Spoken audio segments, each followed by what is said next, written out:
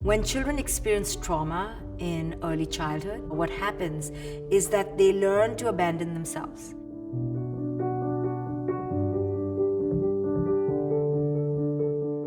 Because they are so needy of the love from their parents, they become anything the parents want them to become simply to get that love because they're so craving that love. So they give up their authentic self and they develop a false sense of self. And we typically in psychology call that false sense of self the ego, the false self, the persona. It is a body that is created to cope with pain. It is a false body. On some level, most of us have experienced some trauma simply when we are invalidated, simply when we're not seen for who it is we are, simply when we're not allowed to follow our own destiny or our own path.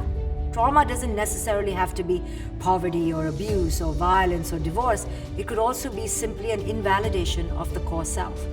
We go through our lives coping with the childhood rejection or the childhood trauma, wearing these false masks.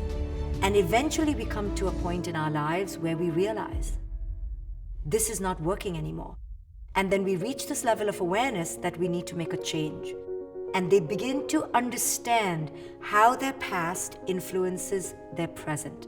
Now, the trap in that is that we don't want to get stuck in the past. We simply want to observe how did the past influence who it is I am now?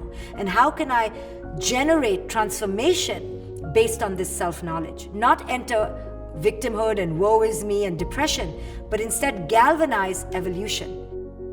And the only way to awaken is to first realize we were asleep. And that movement from being asleep to being awakened is a painful one. No one wants to accept that they've been asleep. No one wants to accept that they've been unconscious, that they've simply been reacting to trauma.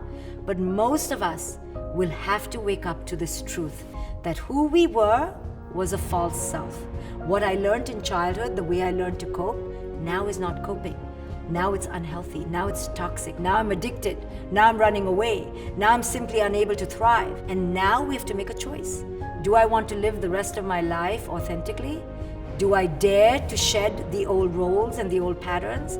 Do I dare to take out my mask and reveal my true self to myself? Am I not worthy to live my most authentic self?